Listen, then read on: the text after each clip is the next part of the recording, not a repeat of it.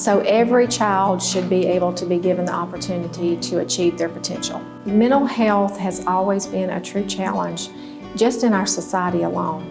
I don't think people understand that we really deal a lot with that in the school system.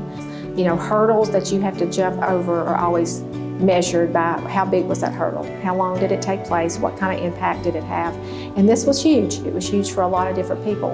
And I know that mental health is extremely important. So that part of that budget that we in the school system have increased, we knew it was extremely important. You know, we've got to know where we've got to put our money to benefit our community.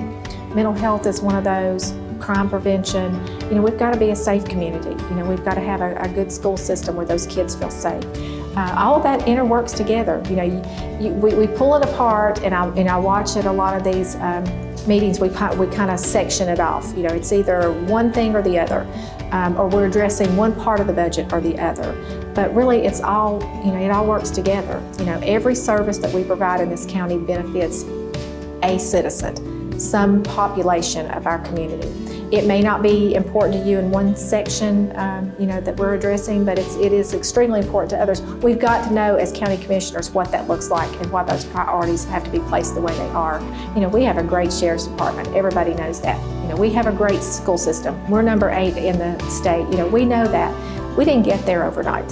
You know, they're not perfect. You know, there's things that we all need to be doing differently, but we need to be at the table making those things happen.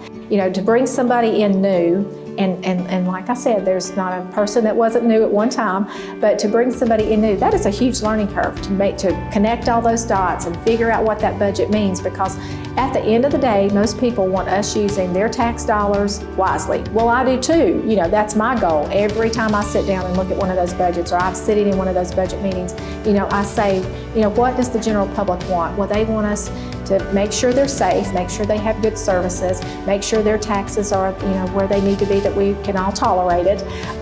But you got to know what that looks like. You've got to know that you can't just go in there and start cutting.